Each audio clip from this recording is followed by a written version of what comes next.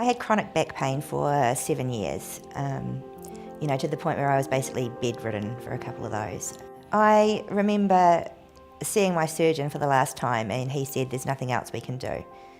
And I walked out and I sat in the car and cried for like an hour. You can't even explain what that feels like, to be told that you are just going to have to deal with this for the rest of your life.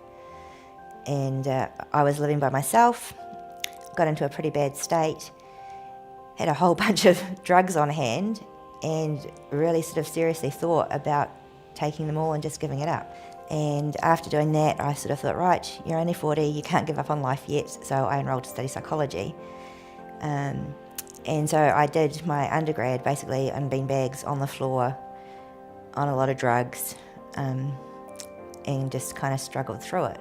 Having access to databases at uni was really helpful. I spent probably way too much time looking through the databases for pain treatments and not really finding anything terribly helpful. And then I found low-level laser light therapy. And when I Googled it, there was a woman in Hamilton doing it. So I made an appointment to see her.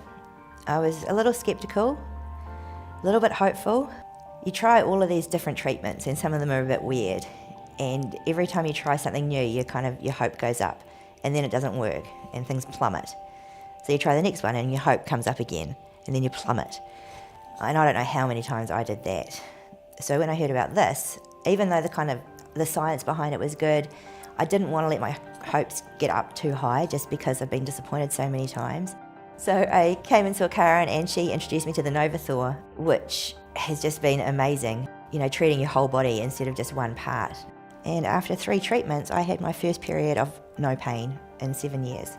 It wasn't just a little bit less, it wasn't just manageable, it was gone. All of a sudden, there was like hope that something was happening.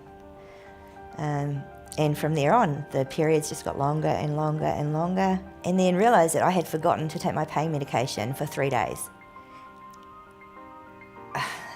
When you live with pain, you're counting down the seconds until your next lot of painkillers. That's what life is this kind of regimen of I can take this now, I can take this now. So that was for me the real kind of, oh my God, this is working moment, when I realised that for 3 days I hadn't even thought about taking a painkiller.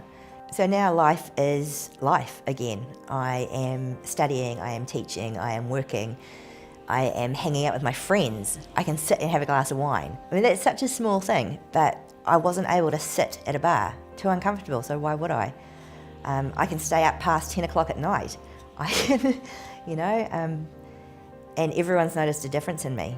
I've come back to being me. And I know there are a lot of people out there that are in my situation or worse.